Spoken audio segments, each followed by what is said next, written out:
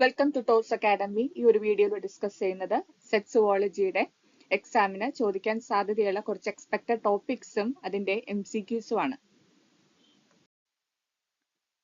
ആദ്യം ഡിസ്കസ് ചെയ്യുന്നത് molecular biology എന്നുള്ളൊരു ടോപ്പിക്കാണ്. മൊളിക്കുലാർ ബയോളജിന്ന് റെപ്ലിക്കേഷൻ ഇൻ യൂക്കാരിയോട്സ് ആ ഒരു ടോപ്പിക്കാണ് നമ്മൾ സെലക്ട് ചെയ്തിരിക്കുന്നത്. റെപ്ലിക്കേഷൻ ആണ്, വളരെ ഇമ്പോർട്ടന്റ് ആണ്. റെപ്ലിക്കേഷൻ അല്ലെങ്കിൽ ട്രാൻസ്ക്രിപ്ഷൻ ഇങ്ങനെയുള്ള ഭാഗത്ത് നിന്നൊക്കെ നമുക്ക് ക്വസ്റ്റ്യൻ പ്രതീക്ഷിക്കാം.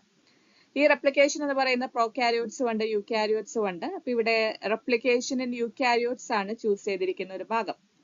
അപ്പൊ ഇതിലെ ചോദ്യം ഇങ്ങനെയാണ്: DNA polymerase enzyme involve in the replication of mitochondrial DNA. ഇതിന്റെ ശരി ഉത്തരം എന്ന് പറഞ്ഞിട്ടുണ്ടെങ്കിൽ ഓപ്ഷൻ സി ആണ്, DNA പോളിമറൈസ് ഗാമയാണ് ശരി ഉത്തരമായിട്ട് വരുന്നത്. ഇപ്പൊ യൂക്കാരിയോട്സിന്റെ കേസിൽ different types of DNA polymerase ഉണ്ട്. ഇതില് ബാക്കിയുള്ള ഓപ്ഷൻസും കൂടി നമുക്കൊന്ന് നോക്കാം, കാരണം അത് ഒരു ചോദ്യമായിട്ട് വരാൻ സാധ്യതയുള്ളതാണ്. DNA polymerase alpha. ആൽഫ എന്ന് പറയുന്നത് യൂക്കാരിയോട്സിന്റെ കേസിൽ പ്രൈമർ സിന്തസിസിനാണ് ഹെൽപ്പ് ചെയ്യുന്നത്. Primer synthesis. അടുത്ത ഓപ്ഷൻ നോക്കുക, DNA പോളിമറൈസ് ബീറ്റ. ബീറ്റ എന്ന് പറയുന്നത് റെപ്ലിക്കേഷൻ ആണ് ഹെൽപ്പ് ചെയ്യുന്നത്. That is base excision repair. അതിന് ഹെൽപ്പ് ചെയ്യുന്ന പോളിമറൈസ് ആണ് beta, base excision repair. Then gamma, ക്വസ്റ്റ്യനിൽ പറഞ്ഞ പോലെ തന്നെ മൈറ്റോകോൺഡ്രിയൽ റെപ്ലിക്കേഷൻ ആണ് ഹെൽപ്പ് ചെയ്യുന്നത്. Then comes delta. ഡെൽറ്റ എന്ന് പറയുന്നത് ലാഗിംഗ് സ്ട്രാൻഡ് സിന്തസിസിനാണ് ഹെൽപ്പ് ചെയ്യുന്നത്. Lagging strand synthesis. രണ്ട് സ്ട്രാൻഡ് ഉണ്ടല്ലോ, ലാഗിംഗ് സ്ട്രാൻഡും അതേപോലെ തന്നെ ലാഗിംഗ് സ്ട്രാൻഡും ഉണ്ട്, ലീഡിംഗ് സ്ട്രാൻഡും ഉണ്ട്. സോ ഡെൽറ്റ ലാഗിംഗ് സ്ട്രാൻഡ് സിന്തസിസിനാണ് ഹെൽപ്പ് ചെയ്യുന്നത്. അപ്പൊ അതേപോലെ തന്നെ ലാഗിംഗ് സ്ട്രാൻഡ് ഡെൽറ്റ ആണെങ്കിൽ ലീഡിംഗ് സ്ട്രാൻഡ് ഏതാണ്? Leading strand DNA polymerase epsilon ആണ്. എപ്സിലോൺ ലീഡിംഗ് സ്ട്രാൻഡ് സിന്തസിസിനാണ് ഹെൽപ്പ് ചെയ്യുന്നത്. ഇത് വളരെ ഇമ്പോർട്ടന്റ് ആയിട്ടുള്ള ഒരു ഭാഗമാണ്. ഈ ഡിഫറെന്റ് പോളിമറൈസും വ്യക്തമായിട്ട് പഠിക്കണം. സോ യൂക്കാരിയോട്സിന്റെ റെപ്ലിക്കേഷൻ വരുന്ന ഒരു ഭാഗമാണ്. സോ റിപ്പീറ്റഡ് ആയിട്ട് ചോദിച്ചിട്ടുള്ള ഒരു ചോദ്യമാണ് കേട്ടോ. മൈറ്റോകോൺഡ്രിയൽ റെപ്ലിക്കേഷന് ഹെൽപ്പ് ചെയ്യുന്നത് ആരാണ്? ദാറ്റ് ഈസ് DNA പോളിമറൈസ് ഗാമയാണ്. ഇതേപോലെ തന്നെ ബാക്കി എല്ലാ DNA പോളിമറൈസും നോക്കുക. റെപ്ലിക്കേഷൻ ഇൻ യൂക്കാരിയോട്സ് മാത്രമല്ല, റെപ്ലിക്കേഷൻ ഇൻ പ്രോകാരിയോട്സ്, പ്രോകാരിയോട്സിൽ വരുന്ന എൻസൈംസും ചോദിക്കാൻ സാധ്യതയുള്ളതാണ്. സോ ഈ ഒരു ചോദ്യത്തിന്റെ ശരി ഉത്തരം ഓപ്ഷൻ സി. മോളിക്കുലാർ ബയോളജി തന്നെയുള്ള മറ്റൊരു ഭാഗമാണ് ട്രാൻസ്ക്രിപ്ഷൻ. ട്രാൻസ്ക്രിപ്ഷന് ഹെൽപ്പ് ചെയ്യുന്ന എൻസൈം ഏതാണ്? RNA polymerase. ട്രാൻസ്ക്രിപ്ഷൻ ഇൻ പ്രോകാരിയോട്സും ട്രാൻസ്ക്രിപ്ഷൻ ഇൻ യൂക്കാരിയോട്സും രണ്ട് പ്രധാനപ്പെട്ട ടോപ്പിക്സ് തന്നെയാണ്, എക്സ്പെക്ട് ചെയ്യാവുന്ന ഭാഗമാണ്. ഇവിടെ ചൂസ് ചെയ്തിരിക്കുന്ന ഒരു area RNA polymerase of prokaryotes ആണ്. സോ ബാക്ടീരിയൽ RNA പോളിമറൈസ് ആണ് ഇവിടെ കാണിച്ചിരിക്കുന്നത്. അതിന്റെ ഡയഗ്രാം നോക്കുക. അപ്പൊ അതില് ഡിഫറെന്റ് സബ് യൂണിറ്റ്സ് ഉണ്ട്. ഓരോ സബ് യൂണിറ്റും അതിന്റെ ഫംഗ്ഷന് കൊടുത്തിട്ടുണ്ട്. ആൽഫ നോക്കുക, അല്ലെ, രണ്ട് ആൽഫയുണ്ട്. ഇതിന്റെ ഫംഗ്ഷൻ എന്താ? It determine the DNA to be transcribed. Then beta and beta prime ഉണ്ട്, അല്ലെ, ഇവിടെ രണ്ട് ബീറ്റ ആൻഡ് ബീറ്റ പ്രൈം ഉണ്ട്. Beta catalyse the polymerisation beta prime, bind and open DNA template, that is അൺവൈൻഡിങ്ങിന് ഹെൽപ്പ് ചെയ്യുന്നു. Then omega, red കളറിൽ കാണുന്ന omega, അതിന്റെ ഫംഗ്ഷൻ അൺനോൺ ആണ്. ദെൻ ഫൈനലി ഒരു സിഗ്മ സബ് യൂണിറ്റും കൂടി ഉണ്ട്.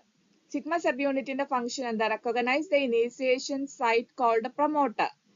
സോ ഈ സിഗ്മ സൈറ്റ് എവിടെയായിരിക്കും വരുന്നത്? സിഗ്മ സൈറ്റ് എന്ന് പറയുമ്പോൾ ഈ എൻസൈമിന്റെ ബേസൽ പോർഷനിൽ ഇവിടെ ആയിരിക്കും സിഗ്മ സൈറ്റ് വരുന്നത്. It is sigma. അപ്പൊ സിഗ്മയുടെ ഫംഗ്ഷൻ എന്താ? സിഗ്മയുടെ function it recognise the initiation site called promoter. So ഇതിപ്പോ DNA ആണെന്നുണ്ടെങ്കിൽ DNAയുടെ പ്രൊമോട്ടർ ഭാഗത്തേക്കാണ് സിഗ്മ വന്ന് ബൈൻഡ് ചെയ്യുന്നത്. സോ ഈ ഒരു ഏരിയ ആണ് പ്രൊമോട്ടർ. സോ പ്രൊമോട്ടറിലേക്കാണ് RNA പോളിമറൈസ് വന്ന് ബൈൻഡ് ചെയ്യുന്നത്. സോ ആ വന്ന് ലാൻഡ് ചെയ്യാനായിട്ട് ഹെൽപ്പ് ചെയ്യുന്നതാണ് സിഗ്മ സബ് യൂണിറ്റ് എന്ന് പറയുന്നത്. അപ്പൊ സിഗ്മ സബ് യൂണിറ്റിന്റെ ഫംഗ്ഷൻ ആ ജസ്റ്റ് പ്രൊമോട്ടറിനെ റെക്കഗ്നൈസ് ചെയ്യുക എന്നുള്ളത് മാത്രമാണ്. Recognise the initiation site called promoter. So ഈ ഭാഗങ്ങളുടെ സബ് യൂണിറ്റിന്റെ എല്ലാം ഫംഗ്ഷൻ ഇമ്പോർട്ടന്റ് ആണ്. ഇതില് ചോദിക്കാൻ സാധ്യതയുള്ളത് ബീറ്റയുടെ ഫംഗ്ഷൻ ചോദിക്കാം, അതേപോലെ തന്നെ സിഗ്മയുടെ ഫംഗ്ഷനും ചോദിക്കാം. ചോദ്യം ഇങ്ങനെയാണ്: which of these sub unit of RNA polymerase is totally required to initiate transcription? alpha, sigma, omega and beta. So the right answer is option B. സിഗ്മയാണ് ശരി ഉത്തരമായിട്ട് വരുന്നത്. Option B is the right answer. The next question, it is based on the Hardy-Weinberg equilibrium. Repeated ആയിട്ട് ചോദിക്കുന്ന ഒരു ഭാഗമാണ്, നമുക്ക് എപ്പോഴും expect ചെയ്യാവുന്ന ഒരു ടോപ്പിക്കാണ് Hardy-Weinberg. ക്വസ്റ്റ്യൻ ഡിസ്കസ് ചെയ്യുന്നതിന് മുന്നേ തന്നെ ആദ്യം Hardy-Weinbergന്റെ കോൺസെപ്റ്റ് എന്താണെന്നുള്ളത് നമുക്ക് നോക്കാം. So Hardy-Weinberg equilibrium says that the allelic frequency or the genotypic frequency, it is constant from generation to generation. So allelic frequency generation to generation constant ആവണമെന്നുണ്ടെങ്കിൽ ചില കണ്ടീഷൻസ് അവിടെ satisfy ആകണം. അതിലൊരു കണ്ടീഷൻ ആണ് the mating should be random. Random mating ആയിരിക്കണം. അതേപോലെ തന്നെ large population ആയിരിക്കണം. Population should be large. And finally there is no gene flow. Gene flow ഉണ്ടാവാൻ പാടില്ല. No gene flow. Then no natural selection. ഇങ്ങനെയുള്ള കാര്യങ്ങളൊന്നും അവിടെ ഉണ്ടാവാൻ പാടില്ല. അങ്ങനെയാണെങ്കിലാണ് Hardy-Weinberg equilibrium അവിടെ സാറ്റിസ്ഫൈ ആവുള്ളൂ. അതേപോലെ തന്നെ no genetic drift, no gene flow, no natural selection, no mutation, ഇതൊന്നും അവിടെ ഇല്ല എന്നുണ്ടെങ്കിൽ, പോപ്പുലേഷൻ ലാർജ് ആണെങ്കിൽ, മേറ്റിംഗ് റാൻഡമും ആണെങ്കിൽ, generation to generation the allelic frequency will be constant. So അതാണ് Hardy-Weinbergന്റെ ഒരു കണ്ടീഷൻ എന്ന് പറയുന്നത്. അപ്പൊ ഇവിടുത്തെ ചോദ്യം നോക്കാം. അസേർഷൻ പറയുന്നത് genetic drift has more significant impact on small population in disrupting the Hardy-Weinberg compared to large population. Assertion കൊടുത്തിരിക്കുന്നത് കറക്റ്റ് ആയിട്ടുള്ള അസേർഷൻ ആണ് കൊടുത്തിരിക്കുന്നത് അല്ലെ. ഇവിടെ പറയുന്നത് എന്താ? Genetic drift has more significant impact on small population in disrupting the Hardy-Weinberg compared to large population. Reason പറയുന്നത് എന്താ? In small population chance events can lead to random fluctuations in allelic frequency. അല്ലെ, small പോപ്പുലേഷനിൽ because of chance events it will lead to random fluctuations in allelic frequency. അല്ല, Hardy-Weinberg എന്ന് പറയുമ്പോൾ അവിടെ fluctuation പാടില്ല. allelic frequency അവിടെ constant ആയിരിക്കണം. അപ്പൊ സ്മോൾ പോപ്പുലേഷൻ ആണെങ്കിൽ അവിടെ റാൻഡം ഫ്ലക്ച്വേഷൻസ് allelic frequencyയിൽ ചേഞ്ചസ് വരാനുള്ള സാധ്യതയുണ്ട്. കാരണം സ്മോൾ പോപ്പുലേഷനിൽ ജനറ്റിക് ഡ്രിഫ്റ്റ് ഉണ്ടാവാനുള്ള ചാൻസസ് ഉണ്ട്. Hardy-Weinberg equilibrium സാറ്റിസ്ഫൈ ആവണമെന്നുണ്ടെങ്കിൽ അവിടെ ജനറ്റിക് ഡ്രിഫ്റ്റ് ഉണ്ടാവാനായിട്ട് പാടില്ല അല്ലെ. നോ ജനറ്റിക് ഡ്രിഫ്റ്റ് ആണ് കണ്ടീഷൻ ആയിട്ട് വരുന്നത്. നോ ജനറ്റിക് ഡ്രിഫ്റ്റ് ആണ്. മാത്രമല്ല അത് ലാർജ് പോപ്പുലേഷനിലും ആയിരിക്കണം. അപ്പൊ അതുകൊണ്ട് തന്നെ ഈ രണ്ട് അസേർഷനും റീസണും കറക്റ്റ് ആണ്. Both A and R are true and R is the correct explanation of A. The right answer is option A. The next topic choose ചെയ്തിരിക്കുന്നത് MHC ആണ്. Major histocompatibility complex from immunology. MHCയും repeated ആയിട്ട് ചോദിച്ചിട്ടുള്ളതാണ്, ചോദിക്കാൻ സാധ്യതയുള്ളതാണ്. അപ്പൊ ആദ്യം MHC എന്താണെന്നുള്ളത് നമുക്ക് നോക്കാം. മെയിൻലി നമുക്കറിയാം നമ്മുടെ ബോഡിയിൽ immune cells mainly 2 types of cells ആണ് ഉള്ളത് അല്ലെ. ബി സെല്ല്, അതേപോലെ തന്നെ ബി ലിംഫോസൈറ്റ്, ടി ലിംഫോസൈറ്റ്. ഇതില് ബി സെല്ലിന്റെ പ്രത്യേകത എന്താ? ബി സെല്ല് ആന്റിബോഡി പ്രൊഡ്യൂസ് ചെയ്യും. ഈ ആന്റിബോഡി ഈസി ആയിട്ട് തന്നെ ആന്റിജനെ ഐഡന്റിഫൈ ചെയ്യുന്നുണ്ട്. പക്ഷെ ടി സെല്ലിന് ആന്റിജനെ അങ്ങനെ ഐഡന്റിഫൈ ചെയ്യാനായിട്ട് സാധിക്കില്ല. അതാണ് ഈ പറയുന്നത്. Also antibodies recognise and react with antigen alone. Antibodies means B സെല്ലാണ് സെക്രേറ്റ് ചെയ്യുന്നത്. T cell are unable to do so. അപ്പൊ ടി സെല്ലിന് ആന്റിജനെ റെക്കഗ്നൈസ് ചെയ്യണമെന്നുണ്ടെങ്കിൽ antigen is recognized only when it is processed and combined with a proper antigen presenting molecule, and these antigen presenting molecules are called as MHC. So MHC യുടെ സഹായത്തോടെയാണ് T സെൽസിന് ആന്റിജനെ recognise ചെയ്യാനായിട്ട് സാധിക്കുള്ളൂ. So what is MHC? MHC is a collection of genes. ഈ jeans locate ചെയ്തിരിക്കുന്ന chromosome ആണ് chromosome 6 and 15. അല്ലെ, major പോർഷനും 6-ലാണ് വരുന്നത്, 15-ൽ വരുന്നുണ്ട്. MHC ഓഫ് ഹ്യൂമൻ, അതിനെയാണ് XLA എന്ന് പറയുന്നത്. That is the human leukocyte antigen. MHC 2 types ഉണ്ട്. MHC 1 ഉണ്ട്, MHC 2 ഉണ്ട്. MHC 1 it is seen on the membrane of most nucleated cell and platelets. അതായത് നമ്മുടെ ബോഡിയിലുള്ള എല്ലാ സെൽസിലും, ന്യൂക്ലിയസ് ഉള്ള എല്ലാ സെൽസിലും MHC 1 കാണുന്നുണ്ട്. And also in platelets. MHC 2 ആണെങ്കിലോ ഇമ്മ്യൂൺ സെൽസ്, സ്പെസിഫിക് ഇമ്മ്യൂൺ സെൽസിലാണ് കാണുന്നത്. അതായത് എല്ലാ സെൽസിലും കാണുന്നത് MHC 1 ആണ്. ബട്ട് MHC2 എന്ന് പറയുന്നത് വളരെ പ്രൊഫഷണൽ ആണ്, അതായത് ഇമ്മ്യൂൺ സെൽസിൽ മാത്രമാണ് കാണുന്നത്, such as B lymphocyte, macrophages, dendritic cells and some T lymphocyte. And MHC2, it binds to the receptor of helper T cell. T cell തന്നെ helper T cell ഉണ്ട്, cytotoxic T cell ഉണ്ട്. MHC2 binds to the receptor of helper T cell, whereas MHC1 binds to the receptor of cytotoxic T cell. ഇത്രയാണ് major ആയിട്ടുള്ള points MHC relate ചെയ്തിട്ട് പറയാനുള്ളത്. അപ്പൊ പല രീതിയിലും MHC റിലേറ്റ് ചെയ്തിട്ട് ചോദ്യം വരാറുണ്ട്. മെയിൻലി MHC1 ആൻഡ് MHC2 അതിനെ ബേസ് ചെയ്തിട്ടൊക്കെ ചോദ്യം എപ്പോഴും വരാറുള്ളതാണ്. അപ്പൊ ഈ ഏരിയ നന്നായിട്ട് പഠിക്കുക. ഇനി അടുത്ത നമുക്ക് ഇതിനെ ബേസ് ചെയ്തിട്ട് ഒരു MCQ ഡിസ്കസ് ചെയ്യാം. ഈ MCQ MHC ബേസ് ചെയ്തിട്ട് വന്നിരിക്കുന്നതാണ്.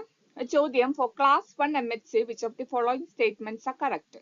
അപ്പോൾ ക്ലാസ് 1 MHC എന്ന് പ്രത്യേകം ചോദ്യത്തിൽ പറഞ്ഞിട്ടുണ്ട്. 4 സ്റ്റേറ്റ്മെന്റ്സ് ഉണ്ട്, നമുക്ക് നോക്കാം. First statement, they are expressed on all nucleated cell. Right ആണ് അല്ലെ, കറക്റ്റ് ഉത്തരവാണ്. MHC class 1 it is present on all nucleated cell. MHC2 ആണെങ്കിലോ ഇമ്മ്യൂൺ സെൽസിലാണ്, കുറച്ചും കൂടി പ്രൊഫഷണൽ ആണ് അല്ലെ, immune cells like dendritic cells അതിലെല്ലാമാണ് കാണുന്നത്. സോ MHC class 1 it is expressed on all nucleated cell as well as platelets. അല്ല, അതും കൂടി പോയിന്റ് ആയിട്ട് വരാം. അടുത്തത് they are made up of heavy chain and light chain. MHC class 1 structure ആണ്, it is made up of heavy chain and light chain. അപ്പൊ അതും correct ആയിട്ടുള്ള ഒരു സ്റ്റേറ്റ്മെന്റ് ആണ്. അടുത്തത് they are essential for viral antigen recognition by cytotoxic cells. ഇതും correct ആണ്. They are essential for viral antigen recognition by cytotoxic cell. മൂന്നാമത്തതും correct ഉത്തരാണ്. Then നാലാമത്തെ നോക്കുക, the genes for HLA class 1 molecules. HLA human leukocyte antigen, that is MHC, that is present in human അല്ലെ. HLA class 1 molecules, it is located on the chromosome 6 and 15. അതും correct ആയിട്ടുള്ള statement ആണ്. അപ്പൊ ഇവിടെ options കൊടുത്തിരിക്കുന്നത് 1 and 3, 1 and 2, 2 and 3, 1, 2, 3 and 4 only. So the right answer is option D. 1, 2, 3 and 4 only is the right answer. തന്നിരിക്കുന്ന നാലും correct ആയിട്ടുള്ള statements ആണ്. ടോപ്പിക് ആണ് ബയോകെമിസ്ട്രിയിലെ ലിപ്പിഡ്സ്. അതിൽ വരുന്നത് beta oxidation of fatty acid. Repeated ആയിട്ട് ചോദിച്ചിട്ടുള്ള ഒരു ടോപ്പിക് ആണ്. ലിപ്പിഡ്സിൽ തന്നെ ഏറ്റവും ഇമ്പോർട്ടന്റ് ആയിട്ടുള്ള ഒരു ഭാഗമാണിത്. ഇതിൽ ആദ്യം കൊടുത്തിരിക്കുന്ന നോക്കുക, അതിന്റെ ലൊക്കേഷൻ എന്ന് പറയുന്ന മൈറ്റോകോൺട്രിയ ആണ് in the case of eukaryotes. പ്രൊകാരിയോട്സിന്റെ കേസിലാണെങ്കിലോ സൈറ്റോപ്ലാസം ആണ്. ബീറ്റ ഓക്സിഡേഷൻ ഓഫ് ഫാറ്റി ആസിഡ്സിന്റെ മെയിൻ സ്റ്റെപ്സ് നോക്കാം. ഏറ്റവും ആദ്യത്തെ സ്റ്റെപ്പാണ് ആക്ടിവേഷൻ ഓഫ് ഫാറ്റി ആസിഡ്. ഏറ്റവും കൂടുതൽ ചോദ്യം ചോദിച്ചിരിക്കുന്നത് ബീറ്റ ഓക്സിഡേഷൻ ഓഫ് ഫാറ്റി ആസിഡിൽ നിന്ന് ഈ ഒരു ആക്ടിവേഷൻ, ആ ഒരു ഭാഗത്ത് നിന്നാണ് കൂടുതൽ ചോദ്യം വന്നിരിക്കുന്നത്. Activation of fatty acid. രണ്ടാമത്തെ സ്റ്റെപ്പ് എന്ന് പറയുന്നത് transport of fatty acyl coenzyme into mitochondria. Activation of fatty acid കഴിയുമ്പോൾ ഫാറ്റി അസൈൽ കോഎൻസൈമെ ഫോം ചെയ്യും, അത് മൈറ്റോകോൺട്രിയയിലേക്ക് ട്രാൻസ്പോർട്ട് ചെയ്യപ്പെടുന്നു. ഇനി അടുത്തതാണ് ബീറ്റ ഓക്സിഡേഷൻ. അത് ആദ്യത്തെ അല്ല ആക്ടിവേഷൻ ആണ്. ഫൈനലി ആണ് ഫാറ്റി ആസിഡിന്റെ ഓക്സിഡേഷൻ നടക്കുന്നത്. ബീറ്റ ഓക്സിഡേഷൻ 4 സ്റ്റെപ്പിലാണ് നടക്കുന്നത്. അതിൽ ആദ്യത്തെ സ്റ്റെപ്പാണ് ഓക്സിഡേഷൻ ബൈ FAD. രണ്ടാമത്തേത് ഹൈഡ്രേഷൻ ആണ്. മൂന്നാമത്തേത് oxidation by NAD. Finally cleavage.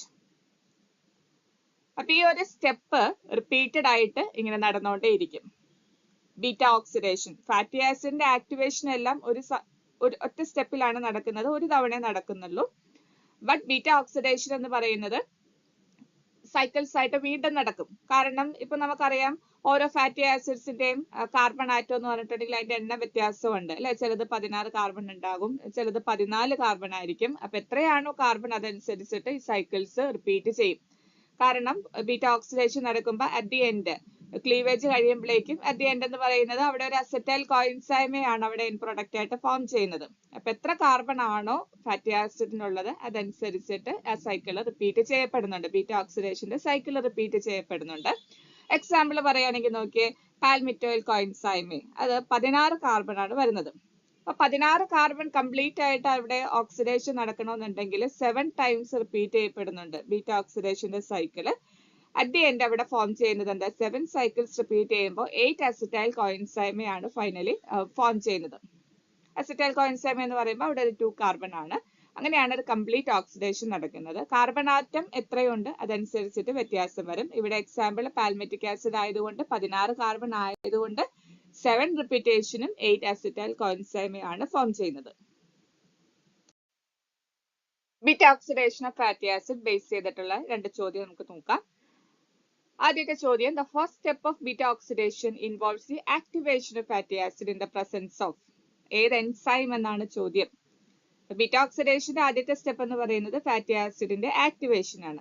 Options നോക്കാം. ATP and thiokinases enzyme, calcium and thiokinases enzyme. Option C, ATP and beta ketoacyl thiolase. Option D, ATP and aldehyde dehydrogenase.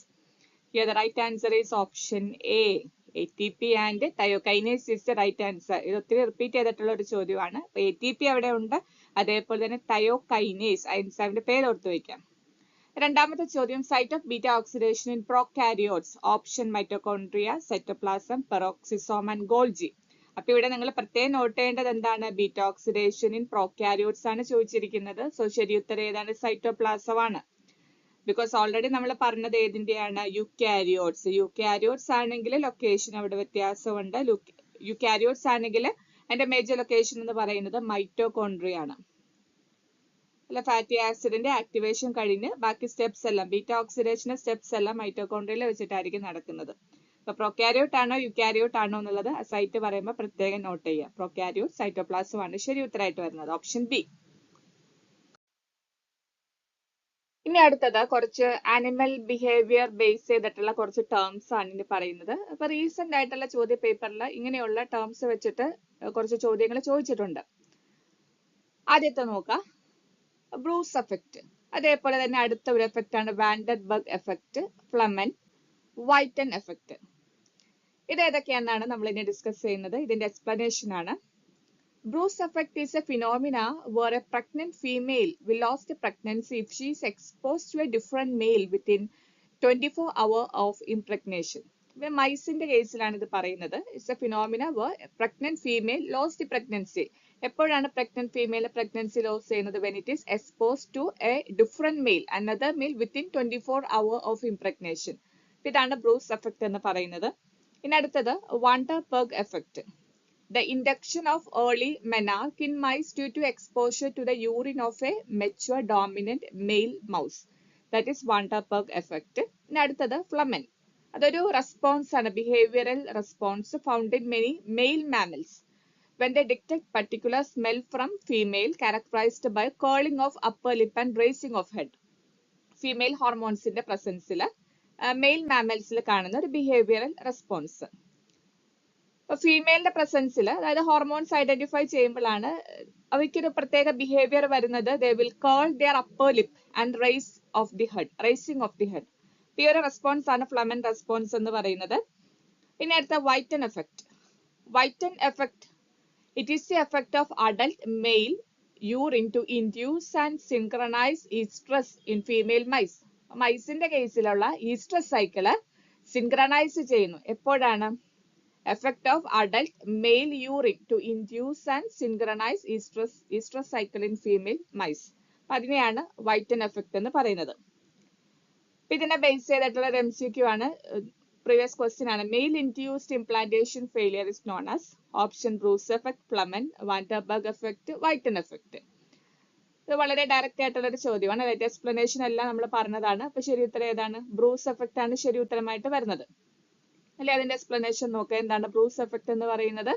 A pregnant female will lose the pregnancy if she is exposed to a different male within 24 hours of impregnation. അത് തന്നെയാണ് mail induced implantation failure എന്ന് പറയുന്നത്. The right answer is option A, Bruce effect. The next question, homologous organ are. Option similar in origin but dissimilar in function, similar in origin and similar in function, dissimilar in origin and similar in function, dissimilar in origin but dissimilar in function. ഈ ഒരു ഭാഗം evolution എന്ന് പറയുന്ന ഒരു ഭാഗമാണ്. അപ്പൊ homologous ഓർഗന് example നമുക്ക് നോക്കാം. Examples of homologous organ. ഇതിന്റെ എക്സാമ്പിൾ എന്ന് പറയുന്നത്, ഏറ്റവും കോമൺ ആയിട്ടുള്ള എക്സാമ്പിൾ എന്ന് പറയുന്നത് ഫോർ ലിംബ് ഓഫ് വെയിൽ, അതേപോലെ തന്നെ ബാറ്റ്, then human. ഇത് മൂന്നും എടുത്തു കഴിഞ്ഞിട്ടുണ്ടെങ്കിൽ നമുക്കറിയാം ബാറ്റ്, വെയിൽ, ഹ്യൂമൻ മൂന്ന് രീതിയിലുള്ള ഹാബിറ്റാറ്റ് അല്ലേ. ബാറ്റ് ഏരിയൽ, വെയിൽ അക്വാട്ടിക്, ഹ്യൂമൻ എന്ന് പറയുന്നത് ടെറസ്ട്രിയൽ. അപ്പൊ ഇവരുടെ എല്ലാം ഫോർലിംസ് എടുത്തു കഴിഞ്ഞിട്ടുണ്ടെങ്കിൽ അതിന്റെ പ്രത്യേകത എന്താണ്? അതെല്ലാം ഹോമോലോഗസ് ഓർഗൻ ആണ് അല്ലെ. അതിന്റെ ഒരു അനാറ്റമിക്കൽ സ്ട്രക്ചർ എല്ലാം സിമിലർ ആയിട്ടാണ് വരുന്നത്. അപ്പൊ അങ്ങനെയുള്ള ഓർഗൻസിനെയാണ് ഹോമോലോഗസ് ഓർഗൻസ് എന്ന് പറയുന്നത്. Homologous organ. അപ്പൊ ഇങ്ങനെയുള്ള ഒരു എവല്യൂഷനെ എന്തെന്നാ പറയുന്നത്? ഡൈവേർജന്റ് എവല്യൂഷൻ അല്ലെ. ഡൈവേർജന്റ് എവല്യൂഷൻ, കൺവേർജന്റ് എവല്യൂഷൻ, ഇതെല്ലാം ഇമ്പോർട്ടന്റ് ടോപ്പിക് ആണ്. ഹോമോലോഗസ് ഓർഗൻ ഡൈവേർജന്റ് എവല്യൂഷൻ മൂലമാണ് വരുന്നത്. ഡൈവേർജന്റ് എവല്യൂഷൻ എന്ന് പറയുമ്പോൾ എന്താ? അവിടെ ഒരു കോമൺ ആൻസെസ്റ്റർ വന്നിട്ടുണ്ട് അല്ലെ. കോമൺ ആൻസെസ്റ്റർ മൂലമാണ്, കോമൺ ആൻസെസ്റ്ററിൽ നിന്ന് പിന്നീട് അവര് പല ഹാബിറ്റാറ്റിലേക്ക് ഡൈവേർജ് ചെയ്തു. കോമൺ ആൻസെസ്റ്റർ ഉള്ളത് കൊണ്ടാണ് അവരുടെ എല്ലാം ഫോർലിംസ് സെയിം ആയിട്ട് വരുന്നത്. ഫോർലിംബ് ഓഫ് വെയിൽ, ബാറ്റ്, ഹ്യൂമൻ, അതേപോലെ തന്നെ ചീറ്റ അല്ലെ. ചീറ്റയെ നമുക്ക് എക്സാമ്പിൾ ആയിട്ടൊക്കെ പറയാം. അപ്പോ ഈ പറയുന്ന വെർട്ടിബ്രേറ്റ്സിന്റെ എല്ലാം ഫോർലിംബ് എടുത്തു കഴിഞ്ഞിട്ടുണ്ടെങ്കിൽ അതിന്റെ എല്ലാ അനാറ്റമിക്കൽ സ്ട്രക്ചർ സിമിലർ ആണ്, because they are having a common ancestor. അങ്ങനെയുള്ള ഓർഗൻസിനെയാണ് ഹോമോലോഗസ് ഓർഗൻസ് എന്ന് പറയുന്നത്. So type of evolution is divergent evolution. Divergent evolution എന്ന് പറയുമ്പോൾ അവിടെ ഒരു കോമൺ ആൻസെസ്റ്റർ ഉണ്ട്. ആ കോമൺ ആൻസെസ്റ്ററിൽ നിന്ന് പിന്നീട് അവർ എവോൾവ് ചെയ്തിട്ട് പുതിയ ഹാബിറ്റാറ്റിലേക്ക് അവര് പോകുന്നു. അതാണ് ഡൈവേർജന്റ് എവല്യൂഷൻ എന്ന് പറയുന്നത്. അപ്പൊ ഈ ഓപ്ഷൻസ് നോക്കിയ ഹോമോലോഗസ് ഓർഗൻ എന്ന് പറയുമ്പോൾ എന്തായിരിക്കും അല്ലെ? ഫസ്റ്റ് ഓപ്ഷൻ തന്നെയാണ് ശരി ഉത്തരമായിട്ട് വരുന്നത്. Option A, similar in origin but dissimilar in function. അവരുടെ ഒറിജിൻ സിമിലർ ആണ്, ബിക്കോസ് അവർക്ക് കോമൺ ആൻസെസ്റ്റർ ഉണ്ട്, പക്ഷെ ഫംഗ്ഷൻ ഡിസിമിലർ ആണ്. ഇപ്പൊ വെയിൽ നോക്കുക, വെയിൽ എന്ന് പറയുന്നത് അക്വാട്ടിക് ആണ്. അതേപോലെ തന്നെ ബാറ്റ് ഏരിയൽ ആണ്, ഹ്യൂമൻ ടെറസ്ട്രിയൽ ആണ്. ഇത് മൂന്നും എടുത്ത് നോക്കുക, ഇവരുടെ മൂന്ന് പേരുടെ ഫോർലിംബിന് മൂന്ന് വ്യത്യസ്തമായിട്ടുള്ള ഫംഗ്ഷൻ ആണ് വരുന്നത്. So they having dissimilar in function. അപ്പൊ ശരി ഉത്തരം ഏതാണ്? Option A, similar in origin but dissimilar in function. അടുത്ത ചോദ്യം ലാക്കോപ്രോൺ ബേസ് ചെയ്തിട്ടുള്ളതാണ്. ചോദ്യം ഇങ്ങനെയാണ്: which one of the following condition will switch on lac operon in E coli? 4 options കൊടുത്തിട്ടുണ്ട്. പ്ലസ് ഗ്ലൂക്കോസ്, പ്ലസ് ലാക്ടോസ്, രണ്ടും പ്രസന്റ് ആണ്. Option B plus glucose minus lactose, lactose absent. Option C minus glucose minus lactose. Option D minus glucose plus lactose. അപ്പൊ ഇതില് ഈ ഒരു ഡയഗ്രാമില് ഇതിന്റെ ഉത്തരവുണ്ട്. നമുക്ക് ഈ ഡയഗ്രാം വെച്ചിട്ട് കൃത്യമായിട്ട് നോക്കാം. അപ്പൊ ആദ്യത്തെ കണ്ടീഷൻ നോക്കാം. ഓപ്ഷൻ വൈസ് അല്ല പറയുന്നത്, ഈ ഡയഗ്രാമിൽ കൊടുത്തിരിക്കുന്ന ആദ്യത്തെ കണ്ടീഷൻ നോക്കുക. ഗ്ലൂക്കോസ് പ്രസന്റ്, ലാക്ടോസ് നോ കൊടുത്തിട്ടുണ്ട്. ദാറ്റ് മീൻസ് പ്ലസ് ഗ്ലൂക്കോസും മൈനസ് ലാക്ടോസും ആണ്. അപ്പൊ ഇവിടെ നോക്കുക, ലാക്ടോസ് ഇല്ലാത്ത കൊണ്ട് തന്നെ അവിടെ ട്രാൻസ്ക്രിപ്ഷൻ അവിടെ സംഭവിക്കുന്നില്ല. രണ്ടാമത്തെ കണ്ടീഷൻ, ഗ്ലൂക്കോസ് പ്രസന്റ് ആണ്, ലാക്ടോസും പ്രസന്റ് ആണ്. ഗ്ലൂക്കോസും ലാക്ടോസും പ്രസന്റ് ആയിട്ടും അവിടെ ട്രാൻസ്ക്രിപ്ഷൻ ഓഫ് ആണ്, ബിക്കോസ് അവിടെ CAP സൈറ്റിൽ CAP വന്ന് ബൈൻഡ് ചെയ്യുന്നില്ല അല്ലെ. അത് അവിടെ കൃത്യമായിട്ട് മൂന്നാമത്തെ ഡയഗ്രാം നോക്കുക, അവിടെ CAP ഉണ്ട്. എന്നാൽ മാത്രമേ RNA പോളിമറൈസിന് കൃത്യമായിട്ട് ആ പ്രൊമോട്ടറിലേക്ക് വന്ന് ബൈൻഡ് ചെയ്യാനായിട്ട് സാധിക്കുള്ളൂ. അപ്പൊ അതില്ലാത്ത കൊണ്ട് തന്നെ ട്രാൻസ്ക്രിപ്ഷൻ ഓഫ് ആണ്. മൂന്നാമത്തെ കണ്ടീഷൻ, ഗ്ലൂക്കോസും ഇല്ല ലാക്ടോസും ഇല്ല, സോ CAP ഉണ്ടെങ്കിൽ പോലും ട്രാൻസ്ക്രിപ്ഷൻ അവിടെ ഓഫ് ആണ്. അടുത്ത കണ്ടീഷൻ നോക്കുക, ഗ്ലൂക്കോസ് നോ കൊടുത്തിട്ടുണ്ട്. ഗ്ലൂക്കോസ് നോ, അതേപോലെ തന്നെ ലാക്ടോസ് യെസ്. ദാറ്റ് മീൻസ് ഇവിടെ ഗ്ലൂക്കോസ് മൈനസ് ലാക്ടോസ് പ്ലസ്, ഇതാണ് കണ്ടീഷൻ വരുന്നത്. അപ്പൊ ഇവിടെ നോക്കുക, ട്രാൻസ്ക്രിപ്ഷൻ അവിടെ ഓൺ ആണ്, ലാക്ടോസ് അവിടെ ഉണ്ട്, CAP കൃത്യമായിട്ട് വന്ന് ബൈൻഡ് ചെയ്തിട്ടുണ്ട്. RNA പോളിമറൈസിന് കൃത്യമായിട്ട് വന്ന് ബൈൻഡ് ചെയ്യാനായിട്ട് സാധിക്കും. CAP അവിടെ ഇല്ലാന്നുണ്ടെങ്കിൽ എന്താ പറ്റുന്നത്? RNA പോളിമറൈസിന് അവിടെ കൃത്യമായിട്ട് വന്ന് ഫിറ്റ് ചെയ്തിരിക്കാനായിട്ട് സാധിക്കില്ല. ഇവിടെ എല്ലാം അവിടെ വന്നിട്ടുണ്ട്. അപ്പൊ അതുകൊണ്ട് തന്നെ ട്രാൻസ്ക്രിപ്ഷൻ ഇവിടെ ഓൺ ആണ്. So the right answer is glucose minus lactose plus. അവിടെ ശരി ഉത്തരം ഏതാണ്? ശരി ഉത്തരം ഓപ്ഷൻ ഡി ആണ്, minus glucose and plus lactose. Option D is the right answer. ഇനി അടുത്ത ചോദ്യം ക്രബ്സ് സൈക്കിൾ ബേസ് ചെയ്തിട്ടുള്ളതാണ് ബയോകെമിസ്ട്രിയിൽ. സോ ബയോകെമിസ്ട്രിയിൽ ക്രബ്സ് സൈക്കിൾ റിലേറ്റ് ചെയ്ത ചോദ്യം പലതവണ ചോദിച്ചിട്ടുണ്ട്. അപ്പൊ സൈക്കിൾ വളരെ തറവായിട്ടിരിക്കാനായിട്ട് ശ്രദ്ധിക്കുക. അപ്പൊ ചോദ്യം ഇങ്ങനെയാണ്, വളരെ സിമ്പിൾ ആണ്. FAD is reduced in which of the reaction of Krebs cycle? ഏത് സ്റ്റെപ്പിലാണ് FAD റെഡ്യൂസ്ഡ് ആവുന്നത്? Option isocitrate to oxaloacetate, succinyl coenzyme A to succinate, fumarate to malate. Option D succinate to fumarate. ഇതിന്റെ cycle നമുക്ക് നോക്കാം. Krebs സൈക്കിളിന്റെ diagram ഇവിടെ കൊടുത്തിട്ടുണ്ട്. അതിൽ FAD റെഡ്യൂസ് ചെയ്യുന്ന ഏത് സ്റ്റെപ്പാണെന്നുള്ള നോക്കാം. ഏത് സ്റ്റെപ്പാണ്? FAD is reduced to FADH2. ഏത് സ്റ്റെപ്പാണ്? കൃത്യമായിട്ട് അല്ലെ ഡയഗ്രാമിൽ കാണാലോ, സക്സിനേറ്റ് ഫ്യൂമാറേറ്റ് ആകുന്നു. വളരെ കൃത്യമായിട്ട് നമുക്ക് ഉത്തരം കിട്ടിയതാണ് ഓപ്ഷൻ ഡി ആണ് ശരി ഉത്തരമായിട്ട് വരുന്നത്. പല രീതിയിലും ചോദ്യം ചോദിക്കാം. അപ്പൊ GDP നിന്ന് GTAP ഫോം ചെയ്യുന്നത് ഏത് സ്റ്റെപ്പാണ്, അതേപോലെ തന്നെ NADH ഫോം ചെയ്യുന്ന സ്റ്റെപ്സ്, ഇതെല്ലാം ചോദിക്കാൻ സാധ്യതയുള്ളതാണ്. അപ്പൊ ക്രെബ്സ് സൈക്കിൾ എല്ലാ സ്റ്റെപ്സും തറവായിട്ട് പഠിക്കാം. മാത്രമല്ല അതിന്റെ എല്ലാം എൻസൈംസും കൃത്യമായിട്ട് പഠിക്കണം. ഈ ഒരു ചോദ്യം ബയോടെക്നോളജി എന്നുള്ളതാണ്. Which of these blotting techniques helps to extract RNA? Option southern blotting, northern blotting, western blotting, none of these. വളരെ സിമ്പിൾ ആയിട്ട് എന്താണെന്നുള്ളത് മാത്രം നോക്കിയാൽ മതി. ഇതും പലതവണ റിപ്പീറ്റ് ചെയ്തിട്ടുള്ളതാണ്. ഇതില് മെയിൻ ആയിട്ടുള്ള ആദ്യത്തെ ബ്ലോട്ടിംഗ് ടെക്നിക് എന്ന് പറയുന്നത് സദേൺ ആണ്. Southern blotting technique it is use to extract DNA ആണ്. അതേപോലെ തന്നെ നോർത്തേൺ ബ്ലോട്ടിംഗ് ടെക്നിക് എന്ന് പറയുമ്പോൾ it is use to extract RNA. ഇനി അടുത്തത് ഏതാണ്? Western blotting technique it is use to extract proteins. അല്ല, വളരെ സിമ്പിൾ ആയിട്ട് ഇത്രയും മാത്രം ഓർത്തിരുന്നാൽ മതി. Southern DNA, northern RNA, western protein. നമ്മുടെ ചോദ്യം എന്താണ്? Which of the blotting technique helps to extract RNA? RNA എന്ന് പറയുമ്പോൾ നമ്മുടെ അവിടെ ഉത്തരം ഏത് വന്നു? RNA ഏതാണ്? Northern. So the right answer is option B, northern blotting ആണ് ശരി ഉത്തരമായിട്ട് വരുന്നത്. ഇത് വളരെ സിമ്പിൾ ആണെങ്കിലും പലതവണ റിപ്പീറ്റ് ചെയ്തിട്ടുള്ളതാണ് കേട്ടോ. അടുത്ത ചോദ്യം ടാക്സോണമി എന്നാണ് എടുത്തിരിക്കുന്നത്. Which of the statement given below about different taxa is false? അത് തന്നെ പ്രത്യേകം നോട്ട് ചെയ്യണം, കാരണം ചോദ്യം ചോദിച്ചിരിക്കുന്നത് ഫോൾസ് സ്റ്റേറ്റ്മെന്റ് എന്താന്നുള്ളതാണ്. സോ ആദ്യത്തെ ഓപ്ഷൻ നോക്കാം. All animals in a monophyletic group develop from a common ancestral form, but all descendants of that form are not included in the group. അപ്പൊ ഇതില് ഈ ഡയഗ്രാം നോക്കുക. ഈ ഡയഗ്രാമിൽ വ്യക്തമായിട്ട് മോണോഫൈലറ്റിക്, പാരാഫൈലറ്റിക്, പോളിഫൈലറ്റിക് കൊടുത്തിട്ടുണ്ട്. ഈ ഡയഗ്രാമിൽ തന്നെ എന്താണ് കോൺസെപ്റ്റ് വളരെ ക്ലിയർ ആണ്. അപ്പൊ ഇത് പഠിച്ചിട്ടാണ് നമ്മൾ ഈ ഓപ്ഷൻസിലേക്ക് പോവേണ്ടത്. അപ്പൊ മോണോഫൈലറ്റിക് ഗ്രൂപ്പ് എടുത്തു കഴിഞ്ഞിട്ടുണ്ടെങ്കിൽ നോക്കിയാ ബ്ലൂ ഷെയ്ഡിൽ വന്നിരിക്കുന്ന എല്ലാം നോക്കുക. They have a common ancestor and all the descendants. അല്ല, എല്ലാ ഡിസെൻഡൻസും ആ കോമൺ ആൻസെസ്റ്ററിൽ നിന്ന് വരുന്ന എല്ലാ ഡിസെൻഡൻസും അവിടെ വന്നിട്ടുണ്ട്. ബട്ട് പാരാഫൈലറ്റിക് എന്ന് പറയുമ്പോഴേക്കും അവിടെ ഒരു കോമൺ ആൻസെസ്റ്ററും സം ഓഫ് ദി ഡിസെൻഡൻസ്. നോക്കിയാൽ കോമൺ ആൻസെസ്റ്റർ എന്ന് പറയുമ്പോൾ അവിടെ A അല്ലേ. അപ്പൊ ഇവിടുത്തെ കോമൺ ആൻസെസ്റ്റർ നമുക്ക് ആ ഷെയ്ഡഡ് പോർഷൻ മാത്രം നോക്കുകയാണെങ്കിൽ അത് B ആണ്. ഇവിടെ A ആണ് ഷെയ്ഡഡ് പോർഷൻ വരുന്നത്. അപ്പൊ എയുടെ എല്ലാ ഡിസെൻഡൻസും ഇൻക്ലൂഡഡ് ആണോ? നോക്കിയാൽ യെല്ലോ ഷെയ്ഡ് ഇത്രേ വന്നിട്ടുള്ളൂ. അപ്പൊ ഈ ഒരു GDH അതിൽ ഇൻക്ലൂഡഡ് അല്ല. അതാണ് പാരാഫൈലറ്റിക് ഗ്രൂപ്പ് എന്ന് പറയുന്നത്. സം ഡിസെൻഡൻസ് അവിടെ മിസ്സിംഗ് ആണ്. ഇനി അടുത്ത പോളിഫൈലറ്റിക് നോക്കാം. പോളിഫൈലറ്റിക് എന്ന് പറയുമ്പോൾ അവിടെ ഡിഫറെന്റ് ആൻസെസ്റ്റർ ആണ്. നോക്കിയാൽ ഷെയ്ഡിങ് വന്നിരിക്കുന്നത് നോക്കേ. ഇവിടെ DH ഈ ഒരു ലീനേജിൽ വരുന്നു. അപ്പൊ ഇത് മറ്റൊരു ലീനേജ് ആണ്. അപ്പൊ അവരുടെ എല്ലാം ആൻസെസ്റ്റർ വ്യത്യാസമായിട്ടാണ് വരുന്നത്. സോ കോമൺ ആൻസെസ്റ്റർ അവിടെ വരുന്നില്ല. ഇനി നമുക്ക് നോക്കാം ഓപ്ഷൻസ്. ആദ്യത്തെ option all animals in a monophyletic group develop from a common ancestral form, but all the descendants of that form are not included in the group. അപ്പൊ അത് wrong ആയിട്ടുള്ള statement അല്ലേ? 1 റോങ് ആണ്. കാരണം ഇവിടുത്തെ റോങ് എന്ന് പറയുന്നത് എന്താണ്? All descendants are not included in the group. Not included എന്നാ കൊടുത്തിരിക്കുന്നത്. ഇനി നിങ്ങളെ മോണോഫൈലറ്റിക്കിന്റെ ഡയഗ്രാം നോക്കുക. എല്ലാ ഡിസെൻഡൻസും അവിടെ ഇൻക്ലൂഡഡ് ആണ്. അപ്പൊ B എന്ന് പറയുന്ന ഒരു ആൻസെസ്റ്റർ എടുത്തിട്ടുണ്ടെങ്കിൽ അതിൽ നിന്ന് വരുന്ന എല്ലാ ഡിസെൻഡൻസും ഇൻക്ലൂഡഡ് ആണ്. ഇവിടെ അല്ലാന്നാണ് കൊടുത്തിരിക്കുന്നത്. സോ 1 എന്ന് പറയുന്നത് റോങ് സ്റ്റേറ്റ്മെന്റ് ആണ്. രണ്ടാമത്തെ നോക്കുക. All organisms in a പാരാഫൈലറ്റിക്.